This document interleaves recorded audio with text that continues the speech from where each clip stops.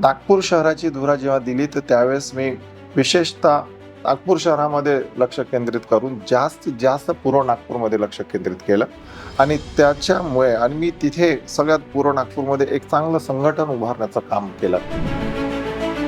काँग्रेस पक्षाचे पदाधिकारी त्यांचं म्हणणं होतं की आम्हाला मिळालं पाहिजे, पण मी सर्वसमावेशक सर्व समाजाच्या मध्ये वगैरे असल्यामुळे सर्व नेते मंडळीसोबत चांगले संबंध असल्यामुळे ही तिकीट मला दिली.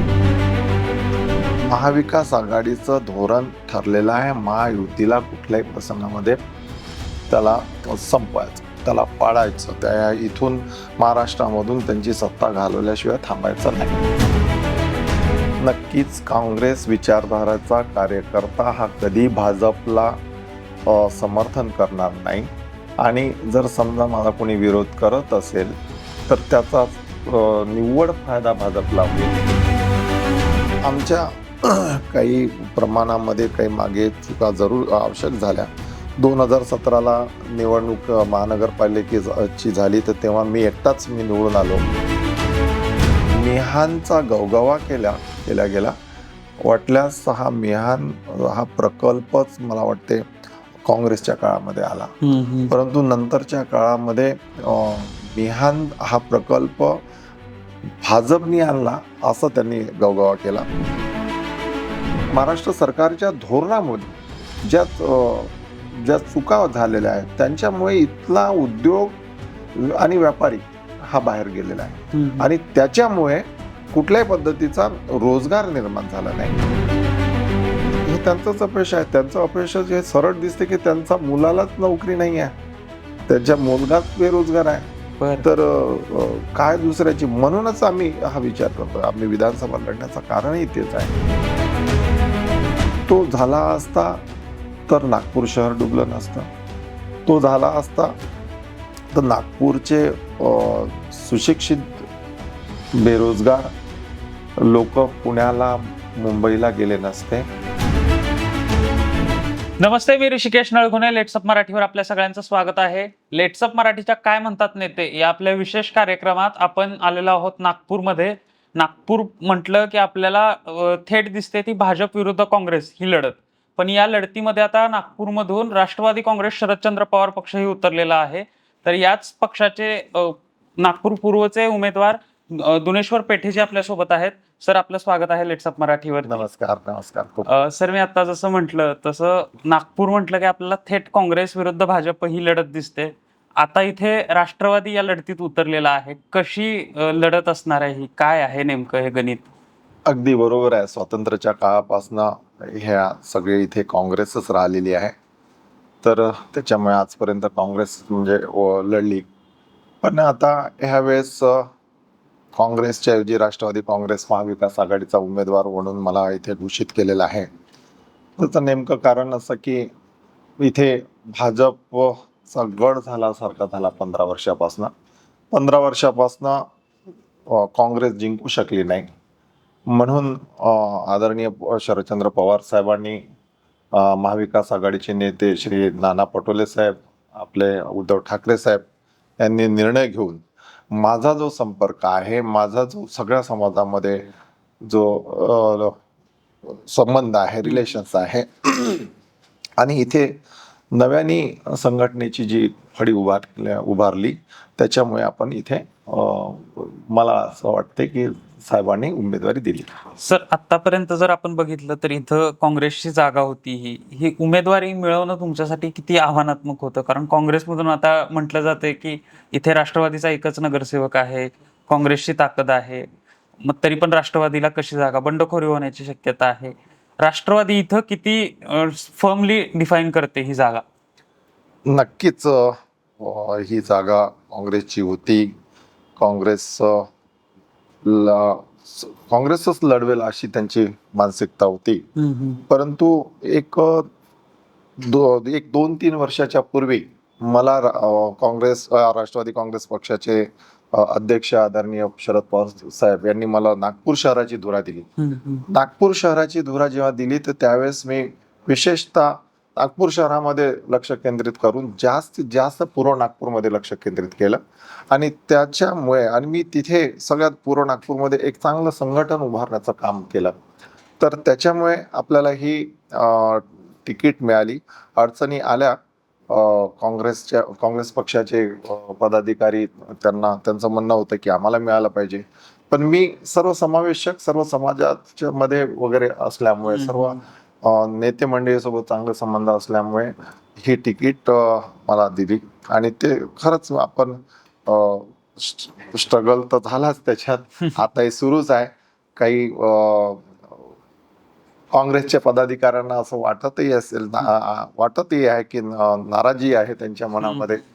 तर ती नाराजी खरंच पण मला वाटते 1-2 दिवसात ती नाराजी संपून जाईल आणि सगळे काँग्रेस पक्षाचे लोक, शिवसेनेचे लोक सगळे एकत्रित येऊन ही सीट निवडून आणण्याचं काम करतील. नेमकं ही नाराजी तुम्ही कशाच्या आधारे दूर करणार? कारण असं होतं की इथे दुसऱ्या पक्षाचा उमेदवार आला तर तो आम्हाला सोबत घेऊन चालेल का नाही, ही एक भीती असते समोरच्या सहकारी पक्षांच्या मनात.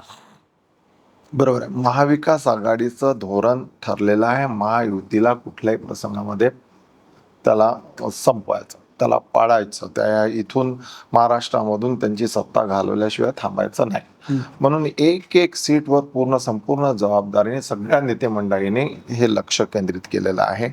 नक्कीच काँग्रेस विचारधाराचा कार्यकर्ता हा कधी भाजपला समर्थन करणार नाही आणि जर समजा माझा कोणी विरोध करत असेल तर त्याचा निव्वळ फायदा भाजपला होईल. त्याच्यामुळे असं काही होणार नाही आणि एखाद्या कार्यकर्त्याची, पदाधिकाऱ्याची नाराजगी जरी असेल तर आम्ही नेते मंडळीला सांगून त्याची नाराजी आम्ही दूर करूया. सर, आता आपण बघितलं आतापर्यंत इथं काँग्रेस विरुद्ध भाजप अशी लढत होते, आता इथे राष्ट्रवादी लढतीत उतरलेली आहे. राष्ट्रवादीसाठी ही निवडणूक जिंकणं आव्हानात्मक आहे की सोपं आहे? नाही, आव्हान तर आहेच निश्चितच. कुठलीही निवडणूक आव्हानाच मोठीच आहे आणि विरोधी माणसाला आपण काही त्याला एकदम साधा समजण्याचं काही कारण नाही आहे.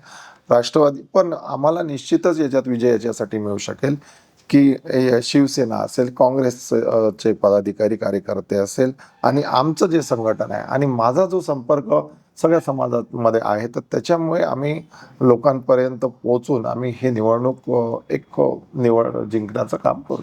तुम्ही मगाशी म्हणाल 3 वर्षापूर्वी तुम्हाला राष्ट्रवादीची धुरा मिळाली. राष्ट्रवादीचं या शहरातलं काम कसं आहे? कारण राष्ट्रवादी आतापर्यंत इथे उभी राहायला खूप वेळ गेलेला आहे असं एकूण राजकीय वातावरणात वाटतं. आमच्या काही प्रमाणामध्ये काही मागे चुका जरूर आवश्यक झाल्या.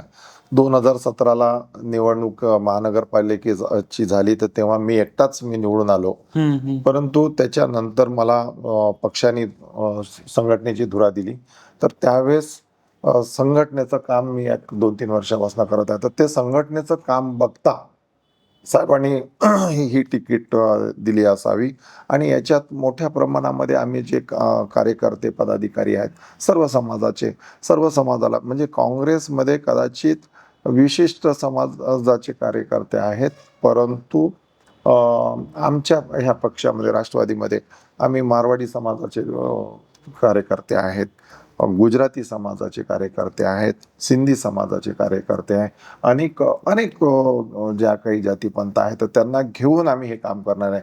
आणि हे पूर्व नागपूरचं विधानसभा क्षेत्रही तसंच आहे. एक विशिष्ट समाज मोठा नाही आहे. कुणबी, तेली सगळ्यांचं छोटं छोटं मारवाडी, पॉकेट आहे. गुजराती, छत्तीसगड समाज, हिंदू, मुस्लिम समाज, SC समाज, असे सगळे समाज आहे. तर त्याच्यामुळे त्या सगळ्या समाजामध्ये जे आमच्या पक्षाचं प्रतिनिधित्व आहे कार्यकर्त्याच्या रूपामध्ये, पदाधिकाऱ्याच्या रूपामध्ये, त्याच्यामुळे ही निवडणूक जास्त अडचणीचं जाणार नाही. तुमचा आतापर्यंतचा राजकीय प्रवास कसा आहे? कारण आता शरद पवारांसोबत तुम्ही आहात, अजितदादांसोबत, कारण सत्ताधारी पक्षातले सगळे इथं आमदार नेते आहेत. मग तुम्हाला कधी सत्ताधारी पक्षात जावं वाटलं नाही का? राजकीय प्रवास कसा आहे तुमचा? शरद नाही. पवारांसोबतच आहे? मला सत्तेचं काहीच नाही राहिलं, परंतु एक वेळा समाजाला न्याय देण्यासाठी सत्ता सोबत असायला पाहिजे. सत्ता नसेल तर जनतेचे काही प्रश्न सोडवू शकत नाही. परंतु जी परिस्थिती जशी आली ज्यावेळेस आम्ही 2007ला आम्ही निवडणूक लढली, आम्ही सत्तेमध्ये होतो, सत्तेमध्ये काम करू शकलो. नंतरच्या काळामध्ये 2014 मध्ये सत्ता गेली तरी आम्ही सतत जनतेच्या संपर्कात राहिलो. पण ठीक आहे, काही काम झाले, काही नाही झाले. तर एकंदरीत त्याच्यानंतर मग आमच्या पक्षामध्ये फुटाफाट झाली. परंतु कुठेतरी ते पक्षामध्ये फूट होण्याचं कारण ते सगळ्यांना माहीत आहे. तर त्याच्यामुळे मला त्या सत्तेमध्ये सहभागी मिळाला असता, परंतु मग आम्हाला ते नव्हतं. कारण समाजाची सेवा करायची आहे, तर त्याच्यात आपली एक निष्ठाही जपून ठेवायची होती. म्हणून निष्ठेमुळे एक साहेबांनी जो पक्ष स्थापन केला, तो पक्ष कोणीतरी हिरावून नेला आणि ते एकटे पडले. तर आम्हाला असं वाटलं की नागपूर शहराचा एखाद टक्काही पदाधिकारी त्या गटात गेले नाही. नागपूर शहराचे सगळे इंटॅक्ट आदरणीय शरद पवार साहेबांच्या गटामध्ये राहिले. मी इथल्या राजकारणानंतर थोडा आता इथल्या मतदारसंघातल्या शहरातल्या प्रश्नांबद्दल विचारतो. शहरात आपण बघितलं तर महापालिका भाजपकडे आहे अनेक वर्ष, आमदार भाजपचे आहेत. नागपूरमध्ये आता मेट्रो आलेली आहे, फ्लायओव्हर झालेले आहेत. खरंच नागपूरचा हा विकास झालेला आहे का भाजपकडून? नाही, निश्चितच मेट्रो आलेली आहे. महाविकास आघाडी महायुतीने मोठ्या प्रमाणामध्ये ब्रिजेस बनवलेले आहे, सिमेंट रोड बनवलेले आहे. पण हे एकंदरीत यांनी काही विकास म्हटला जाणार नाही. ह्या गरजा शहराच्या आहे, शहराची लोकसंख्या वाढत चालली, त्याच्यामुळे मेट्रो असायलाच पाहिजे. परंतु यांचा विकासाची समानता नव्हती. आधी लोकांना रोड ट्रान्सपोर्टेशन पाहिजे, तर रोड ट्रान्सपोर्टेशन नाही तर तुम्हाला देते मेट्रो. आता मेट्रोपर्यंत जायचं कसं आणि मेट्रोमध्ये बसल्याच्या नंतर जायचं कुठे? इथे कुठल्याही पद्धतीचा काहीच इंडस्ट्रीज नाही, इथं नोकऱ्या नाहीत, कारखाने नाहीत. तर त्याच्यामुळे त्या मेट्रोचा इम्पॅक्ट, 10,000 कोटीची जी मेट्रो आलेली आहे, त्या 10,000 कोटीच्या मेट्रो, आम्हाला विरोध नाही आहे त्या मेट्रोचा. परंतु तत्पूर्वी त्या मेट्रोच्या पूर्वी काय पाहिजे होतं? जर मेट्रोच्या पूर्वी कुठे इंडस्ट्रीयल हब झाला असता, तिथे मोठमोठ्या कंपन्या आल्या असत्या आणि त्या कंपन्यामध्ये रोजगार निर्माण झाला असता आणि रोजगारासाठी लोक आले असते. ते लोक आले असते म्हणून लोकांना जाण्यासाठी मेट्रोची आवश्यकता होती. तर हे कुठेतरी मेट्रो करून घ्यायची, मग रोड ट्रान्सपोर्टेशन आपली बस द्यायची नाही, मग तिथपर्यंत जायचं कसं? तर आता तुम्ही न्यूजमध्ये बघितलं असेल, बराच काढते मेट्रोमध्ये काहीच त्याचा उपयोग झाला नाही आणि फारसे प्रवासी सुद्धा मिळाले नाही. तुम्ही आता नोकरी बेरोजगारी या मुद्द्यावरती बोललात. इथं मिहानचा प्रकल्प आहे, मिहाननी अनेक नोकऱ्या दिलेल्या आहेत. खरंच इथले बेरोजगारी किंवा नोकऱ्या या मुद्द्यावरती तो एक पर्याय ठरलाय का? नाही, बिलकुल. मिहानचा गवगवा केला गेला. वाटल्यास मिहान हा प्रकल्पच मला वाटते काँग्रेसच्या काळामध्ये आला. परंतु नंतरच्या काळामध्ये मिहान हा प्रकल्प भाजपनी आणला असं त्यांनी गवगवा केला. खूप मोठमोठ्या कंपन्या आल्या असं दाखवण्यात आलं, परंतु ते तसं काही झालं नाही. एखाद वेळेस TCS आली असेल यांच्या काळात, इन्फोसिस होती, फार जुनीच होती ती, काही नंतरच्या काळात नाही आली, भाजपच्या काळात नाही आली. रामदेव बाबाची कुठली तरी कंपनी आली, तिथे फक्त लोडिंग अनलोडिंगच होते, कुठल्या पॅकेजिंगचा प्लांट आहे, बाकी त्याच्यानंतर काहीच नाही आहे. म्हणजे रोजगार आहेच नाही. एवढ्या मोठ्या मिहानला इन्फ्रास्ट्रक्चर एवढं मोठं दिलं, लोकांना जागा दिल्या, परंतु त्याचा उपयोग झाला नाही. त्याचं नेमकं कारणच, त्याच्यासाठी कारणीभूतही महाराष्ट्र सरकार आहे. त्याचं कारण असं आहे की आपल्या महाराष्ट्राला लागून छत्तीसगड आहे, आपल्या महाराष्ट्राला लागून MP आहे. त्यांनी त्यांच्या राज्यामध्ये उद्योग आणि व्यापार मोठा व्हावा, तिथे जास्तीत जास्त इन्व्हेस्टमेंट यावं, इंडस्ट्रीज लागावं, त्याच्यासाठी त्यांनी व्यवस्था केलेली आहे. इथे महाराष्ट्रामध्ये 12 रुपयाच्या वर प्रति युनिट विजेचा दर आहे आणि तोच इथून 60 किलोमीटर गेलं की MP लागते, 100 किलोमीटर गेलं तर छत्तीसगड लागते. त्या राज्यामध्ये 5 रुपयाच्या कमी युनिट बिलावर खर्च आहे. तर त्या खर्च कमी असल्यामुळे सहजच लोकांना ते परवडते. ज्याचा इलेक्ट्रिक कंझम्पशन जास्त आहे तो मग कशाला इथे लावणार आहे. तर त्याच्यामुळे यांच्या महाराष्ट्र सरकारच्या धोरणामुळे ज्या चुका झालेल्या आहेत त्यांच्यामुळे इथला उद्योग आणि व्यापारी हा बाहेर गेलेला आहे. आणि त्याच्यामुळे कुठल्याही पद्धतीचा रोजगार निर्माण झाला नाही. जो रोजगार होता तो चालला गेला इतरत्र राज्यामध्ये. मध्यंतरी बघा की काही टाटा एअरबेस व फॉक्सकॉनचा एक प्रोजेक्ट होता. वेदांत फॉक्सकॉनचा मोठा प्रोजेक्ट होता. असे जे प्रोजेक्ट जे येणारे महाराष्ट्राला होते दुसऱ्या शेजारच्या राज्यामध्ये घेऊन गेले. तर त्याच्यामुळे महाराष्ट्राचं बरंच मोठं नुकसान झालेलं आहे. आणि हे नुकसान कोणी केलं हे आम जनतेला माहीत आहे. तर त्याच्यामुळे जनता निर्णय घेईलच. सर, आपण इथं जर बघितलं नागपूरमध्ये, तर नागपूरच्या आजूबाजूला मध्य प्रदेश आहे, छत्तीसगड आहे, इतर राज्यांची बाउंड्री नागपूरला लागून आहे. पुण्यासारखं एक IT सेक्टर नागपूर ही राज्याची उपराजधानी असूनही का उभं राहू शकलं नाही? म्हणजे याला राजकीय महत्वाकांक्षा जबाबदार आहे की भौगोलिक काही अडचणी आहेत? नाही, भौगोलिक काही अडचणी नाही. इथे राजकीय लोकांच्याच मनात नव्हतं. नाही तर त्यांनी विचार केला असता तर इथे ते सगळं शक्य होऊ शकत होतं. ज्या पद्धतीने शेजारच्या राज्य आंध्र प्रदेशमध्ये तिथे मोठ्या प्रमाणात IT हब बनलेला आहे. आपल्या महाराष्ट्रामध्ये पुण्यामध्ये आहे. पण निव्वळच इच्छा नेत्यांना फक्त राजकारण आणि तेवढंच राजकारण करायचं. लोकांना हा विकास दाखवायचा चुकीच्या पद्धतीचा, जो की त्या विकासाचा कोणालाही फायदा नाही, आम जनतेला फायदा नाही. जर इथे IT हब झालं असतं तर मोठ्या प्रमाणामध्ये नोकऱ्या निर्माण झाल्या असत्या तर आपल्या लोकांना रोजगार मिळाला असता. पण यांची मानसिकता, नेते मंडळीची मानसिकता नसल्यामुळे हे सगळ्या जे पुणे मुंबईकडे स्थलांतर होतं तेही थांबवू शकलं असतं. बिलकुल बरोबर आहे. आज अडचणच ती आहे. आज पूर्व नागपूर असेल की नागपूर शहरामध्ये असेल, एवढा मोठा मियानचा प्रोजेक्ट असल्याच्या नंतर सुद्धा आज तुम्ही बघा, आता दिवाळीचा वेळ, आता 2 दिवसाच्या नंतर दिवाळी आहे. दिवाळीला बघाल तुम्ही रेल्वे स्टेशन किंवा बस स्टेशन जवळ तुम्ही गेले तर लोकांना असं वाटते की खेड्यातून जे लोक दप्तर गाठोडे घेऊन येतात अशा पद्धतीचे लोंढे आपल्या गावाला म्हणजे नागपूरला येतात. म्हणजे लोकांसाठी असं नागपूर हे एक खेळ झालेलं आहे. कारण इथे त्या नोकऱ्या नसल्यामुळे, बाकीच्या व्यवस्था, शैक्षणिक व्यवस्था नसल्यामुळे लोकांना इथून बाहेर जावं लागलं. आणि दिवाळीच्या वेळेस किंवा आपल्या होळीच्या वेळेस या तेव्हार सणाच्या वेळेस आपल्या आई वडिलांकडे यायसाठी ते आपले जे काही गाठोडे घेऊन येतात. अशी म्हणजे गाठोडा मी याच्यासाठी म्हणतो की ही स्थिती निर्माण केलेली आहे. जर ही स्थिती आपल्या शहरामध्ये, मी ज्या शहराचा नागरिक आहे, ज्या शहरात मी शिकलो, जे एज्युकेशन घेतलं, त्या शहरातच मला नोकरी मिळायला पाहिजे होती.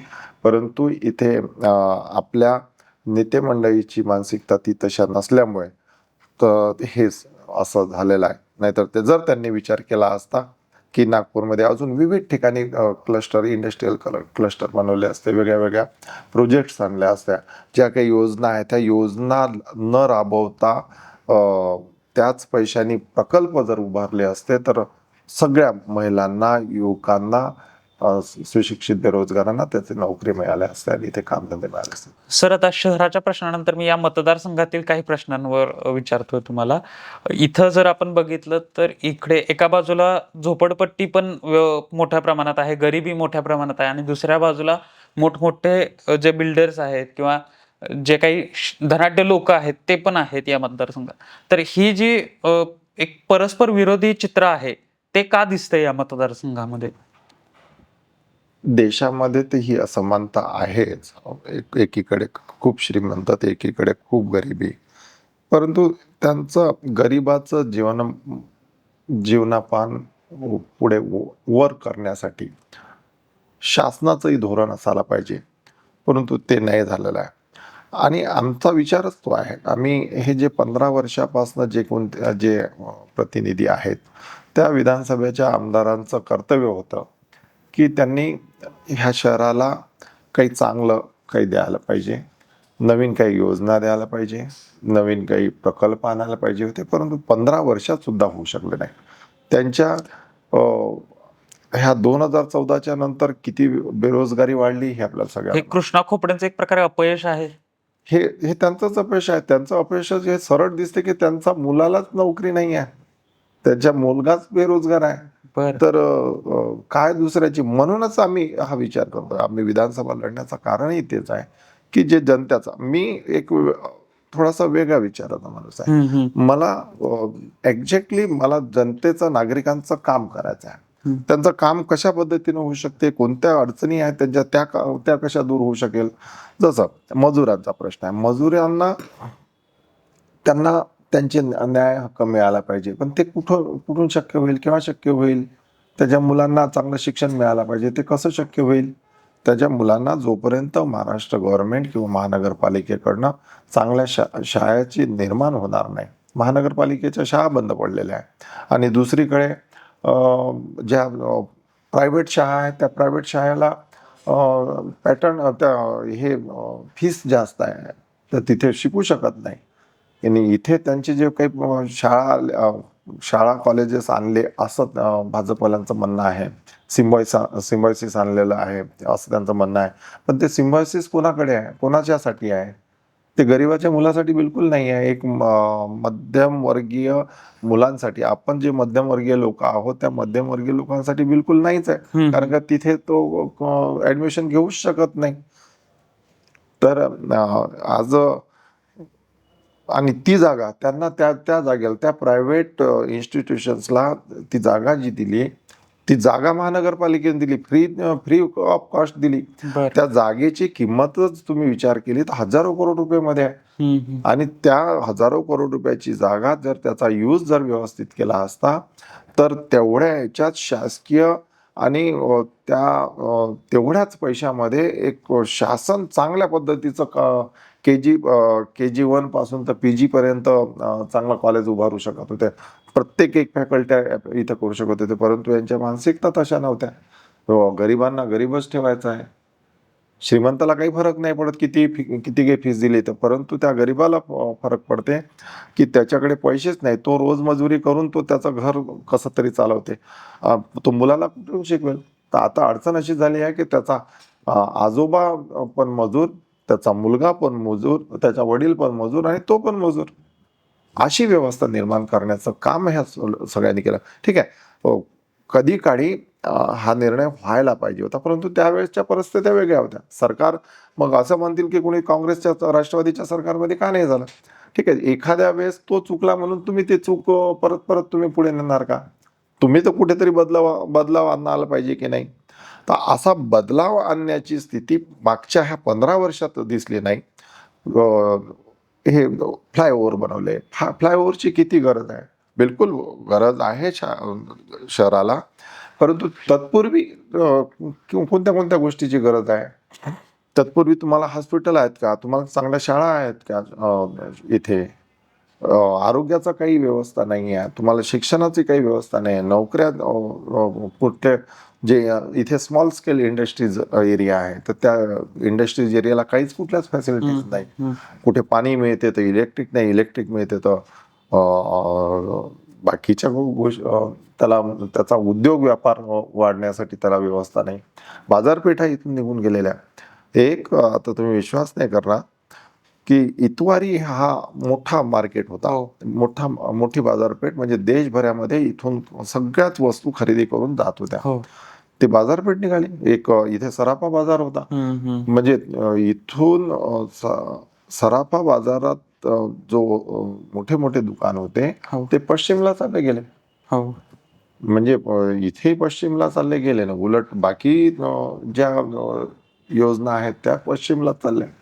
म्हणजे असं नियोजन ह्या 15 वर्षामध्ये झालं. तर एकंदरीत अशा पद्धतीचं काम व्हायला नको होतं किंवा इथल्या आमदारांनी ते काम करायला पाहिजे होतं जनतेच्या हितासाठी, पण ते करू शकले नाही. म्हणून आम्ही निवड आता इथून इकडे आमचे विजनच आहेत. आम्ही तुम्हाला सांगूया की आम्ही काय करणार. देवेंद्र फडणवीस मागच्या 7.5 वर्षापासून गृहमंत्री आहेत राज्याचे, पण नागपूरमधली काही जे अशा बातम्या येतात, हत्येचा प्रयत्न, नागपूरमधली गुन्हेगारी ही राज्यात चर्चेचा विषय असते. हे हे याच्याकडे कसं बघता तुम्ही? हे कंट्रोल कसं होऊ शकतं? निश्चितच गुन्हेगारी वाढलेली आहे. 7.5 वर्षापासून गृहमंत्री ते होते. अ, आणि त्या काळामध्ये जास्त ह्या घटना उघडकीस आल्यात किंवा जास्त घटना झाल्या. त्याचं नेमकं कारण आपण शोधायला पाहिजे. काय अडचण आहे? आपले पोलीस कमकुवत आहेत का? आपला पोलीस बल कमी आहे का? स्टाफ कमी आहे का? की गुन्हेगारच वाढले? तर गुन्हेगार वाढले तर गुन्हेगार का म्हणून वाढले? त्यांचा प्रश्न काय आहे? गुन्हेगारांचं वाढण्यात प्रश्न काय त्यांचा? गुन्हा करण्यामागचं. गुन्हा करण्यामागचा काय प्रश्न आहे? त्यांच्याकडे पैशाची अव्यवस्था आहे का? त्यांना रोजगार नसल्यामुळे ते गुन्हेगारीकडे वळले का? ह्या सगळ्या गोष्टी बारकाईने तपासायला पाहिजे होत्या, परंतु ते तसं झालेलं नाही. आणि त्याच्यामुळे नागपुरातच नाही तर संपूर्ण महाराष्ट्रामध्ये काय गुन्हेगाराचं हे आहे ते तुम्हाला बघतोय. एकीकडे एखाद्या वेळेस एखाद्या पोलीसवाल्याने किंवा पोलीस अधिकाऱ्यांनी चांगलं काम केलं असेल, त्याचं चांगलं काम दिसत नाही. पण गुन्हेगार हिरो सारखा आजकाल फेसबुकवर दिसतात. तर इथे काय झालं की भारतीय जनता पक्षाची केंद्रामध्ये, स्टेटमध्ये आणि महानगरपालिकेमध्ये सत्ता आल्यामुळे जो भाजपचा पदाधिकारी आहे तो एवढा निडर झालेला आहे की त्याला कुठल्याच गोष्टीची भीती नाही राहिली. कोणावरही आणि पोलिसावरही सुद्धा दबाव आणण्याचं काम इथल्या काही भाजपच्या पदाधिकाऱ्यांनी केलेलं आहे. पक्ष पण आपलाच, नेते पण आपलेच, गृहमंत्री पण आपले. काहीच आमचं कोण काय बिघडवू शकते? सर्रास आता तुम्ही त्या काही बातम्या बघत असेल की हमारा बॉस सागर में बैठता है, सागर बंगले में बैठता है. ही मानसिकता जर आपल्या महाराष्ट्रामध्येच्या नेते मंडळीची असेल तर जो सर्वसाधारण जो मनुष्य आहे तो कुठे जाईल? त्याचा विचार कुठे जाईल? महाराष्ट्र हा सुसंस्कृत महाराष्ट्र होता. त्याची देशभरामध्ये नंबर 1 होता. तो नंबर 1 होता, नंबर 1 राहिला असता. परंतु अलीकडच्या काळामध्ये ज्या पद्धतीचं राजकीय वातावरण इथं झालेलं आहे तर संपूर्ण देशभरामध्ये महाराष्ट्राची बदनामी झाली, आपल्या सगळ्यांना माहीत आहे. तर अशा सगळ्या प्रकरणाला यांनी चालनाच दिल्या असं म्हणायला हरकत नाही. नागपूरचा आणखी एक मुद्दा राज्यात मध्यंतरी गाजलेला, तो म्हणजे इथं आलेला महापूर. म्हणजे एका रात्रीत झालेल्या पावसाने पूर्ण नागपूर शहर पाण्याखाली गेलं होतं. नेमकं तो पाऊस जास्त होता की प्रशासनाचा हलगर्जीपणा होता तो? हे बघा, पाऊस याच्यापेक्षाही जास्त मिलीमीटर त्याची एक मेजरमेंट्स होते. ह्यावेळेस जो पाऊस झाला तो त्याची पातळी खूप कमी होती. म्हणजे त्याच्यापूर्वी झालेल्या पावसापेक्षा खूप कमी होता. परंतु इथे झालेला अनियोजित विकास जो आहे, ज्या ठिकाणी रोड्स आहे, तुमच्या गटर लाईन्स आहे, त्या गटर लाईन्सला पास होण्यासाठी व्यवस्था नाही. जिथे फ्लो असायला पाहिजे त्या फ्लोवर नॅरो ब्रिजेस करून टाकले, काही स्मारक बनवून टाकले. आज यांच्या अशी वेळ आली की सौंदर्यीकरणाच्या नावावर त्यांनी जे तलावाचे फ्लो होते ते नॅरो करून घेतले, तिथे सौंदर्यीकरण करून घेतले. नॅचरल फ्लो डिस्टर्ब झाला. नॅचरल फ्लो डायव्हर्ट केले, डिस्टर्ब केले. आणि आता तुम्ही बघा ते जे स्मारक उभे केले ते स्मारक बंद म्हणजे आज तोडाच्या मार्गावर आलेले आहे. तर अशी व्यवस्था म्हणजे हा अनियोजित विकास असल्यामुळे हे सगळं घडलं. तुम्ही ऐकलं असेल की आपल्या नागपूरमध्ये देशभरात कुठे नाही पण आपल्या नागपूरमध्ये फुटाळा तलाव आहे. त्या फुटाळा तलावामध्ये एक फाउंटन बनवला गेला. हो. सॉंगवर चालणारे, तरंगणारे गीत आणि त्याच्यावर तो लेझर शो फाउंटेन तो अतिशय सुंदर बनवला. पण काय उपयोग झाला? तो जो बनवला गेला तो निकृष्ट दर्जाचा होता. आजही सुरू नाही झाला. मला वाटतं तिथे 86 करोड रुपये त्या फाउंटेनला लागले. नितीन गडकरी सुद्धा त्याच्या उद्घाटनाला सगळे गेले, आम्ही सगळे गेलो. परंतु तो कुठल्या पीएमसीज होत्या, कुठला कॉन्ट्रॅक्टर होता, कशा पद्धतीचं त्या पाण्यामध्ये जर तुम्हाला कुठली वस्तू उभारायची असेल तर ती किती दिवस चालेल, त्या पाण्यामध्ये काय काय आहे, त्या पाण्यामध्ये ज्या असणारे जीव जंतू त्याच्यामुळे त्या जे काही तुम्ही फाउंटेन बनवलं, त्याला काय धोका आहे की नाही आहे त्याचा तपास न करता तुम्ही सरसकट तुम्ही उभं करून घ्यायचं आणि उभं झाल्याच्या नंतर म्हणायचं की तिथे मासोळ्यांनी खाल्लं, तर मग काय मासोळ्या बाहेर काढायच्या का? मग त्यावेळेस मग मासोळ्याच नाही ठेवायच्या होत्या त्या तलावाला. एखाद्या स्विमिंग टँकमध्ये आपण मासोळ्याच ठेवतो आणि दुसऱ्या कुठल्या कुठल्या टँकमध्ये मासोळ्या ठेवतो, कुठल्या स्विमिंग टँकमध्ये अजिबात त्या मासोळ्या राहत नाही. या प्रोजेक्टचं उदाहरण नितीन गडकरी देशभरातल्या वेगवेगळ्या सभांमध्ये देत असतात. ते पण स्वतः या प्रोजेक्टच्या उद्घाटनाला होते. जे काही यांनी प्रोजेक्ट्स केले ते अत्यंत सपशेल फेल ठरलेले आहे, परंतु त्याचं क्रेडिट पूर्ण देशभरात जाऊन त्यांनी सभा घेऊ त्यांनी घेतलेला आहे. जसं हा फाउंटेनचा विषय असेल, मेट्रोचा अतिशय जागतिक दर्जाची मेट्रो बनलेली आहे असं त्यांचं म्हणणं आहे. पण तुम्ही एखाद्या वेळेस त्याची त्या मेट्रोचे स्पेसिफिकेशन्स बघितले तर अगदी न पटण्यासारखे आहे. त्याचं नेमकं कारण जो 4 डब्याची मेट्रो असायला पाहिजे होती, त्याचं स्पेसिफिकेशन्स सँक्शन्स 4 डब्याचं होतं. 4 डब्याच्या हिशोबाने त्यांचं स्टेशन होतं. पण ते नंतरच्या काळामध्ये त्यांचे बजेट्स वाढले, तर मग ती मेट्रो 3 डब्याची केली. 3 डब्याची ती केली म्हणजे मेट्रो स्टेशन कमी करण्यात आलं. हो. ते मोठं व्हायला पाहिजे होतं, ते लहान केलं. आणि एकीकडे सांगायचं की आम्ही खूप चांगलं काम केलं, पण सगळ्यांना कळत आहे, ज्यांना नाही येत लक्षात तो त्याचा भाग जरा वेगळा, परंतु लोकांना माहीत आहे की माझं नागपूर शहराची जी मेट्रो होती ती 4 डब्याची होती आणि ती 3 डब्यावर कशी आली? अनेक दिवस ती पण मेट्रो रिकामी आहे अशा बातम्या येत होत्या. ती होतीच. त्याचं कारण मी तुम्हाला सांगितले, ती रिकामीच होती आतापर्यंत. आणि आता जाणाराही वर्ग फक्त MIDC ला ते काही शाळा कॉलेजेस आहेत त्याच्यामुळे तो वर्ग जाणार आहे. इथे शहरामध्ये फुटफॉलिंग नाही आहे. बाहेरचा वर्ग येणारा, आता बाहेरच्या आजूबाजूचे तालुके आहेत तर तहसीलचे लोक येतील, इथे काम राहील तर तेही आले असते, तिथे फुटफॉलिंग वाढली असती तर मेट्रोचा कस्टमर वाढला असतात. पण ते तसं झालं नाही. तर त्यांना त्या मेट्रोमध्ये प्रवासी मिळावे म्हणून काही कार्यक्रम सुद्धा आखावं लागले आणि तिथे ते प्रोग्राम करावं लागले, हळदी कुंकू, मग एक वेळा आम्ही आंदोलन केलं होतं त्याच्यात. ती कधी कधी रेंटने पण मेट्रो तो ते वेगवेगळ्या इव्हेंटसाठी डबा दिली जाते. 3,000 रुपयासाठी एंटरटेनमेंटसाठी तो डबा दिला होता. मग आम्ही ते प्रतिकात्मक एक आंदोलन सुद्धा केलं होतं. तर आम्ही तिथे काही आपले तृतीयपंथी लोक तिथे घेऊन काही पत्ते खेळण्याचं काम तिथे केलं की जर तुम्हाला ह्याच व्यवस्थेसाठी जर तुम्ही 10,000 कोटी खर्च केले काय, आम्हाला हे दाखवायचा तो प्रयत्न केला होता. ते महाराष्ट्रामध्ये आंदोलन सुद्धा गाजलं होतं. तर अशा पद्धतीचे ते कामं भारतीय जनता पक्षाने जे कुठले कामं केले असेल, ब्रिज बनवले असेल, तर ब्रिज बनवता 2-2 वेळा 3-3 वेळा पडले. काही ब्रिजेस आजही कम्प्लीट नाही. म्हणजे ज्या देशाच्या पंतप्रधानांनी उद्घाटन केलेले आहेत ते उद्घाटन केलेले ब्रिज आजही 11 वर्ष झाले ते सुरू झाले नाही. एक नागपूरकर म्हणून विचारतो तुम्हाला, जो राज्यभरात नागपूरचा विकास झाला असं दाखवलं जातं, तसा खराच झालेला आहे की नाही? मग तो झाला असता तर नागपूर शहर डुबलं नसतं. तो झाला असता तर नागपूरचे सुशिक्षित बेरोजगार लोक पुण्याला मुंबईला गेले नसते. तो विकास झाला असता खऱ्या अर्थाने तर मुंबईला किंवा पुण्याला शिक्षणासाठी मुलं गेले नसते.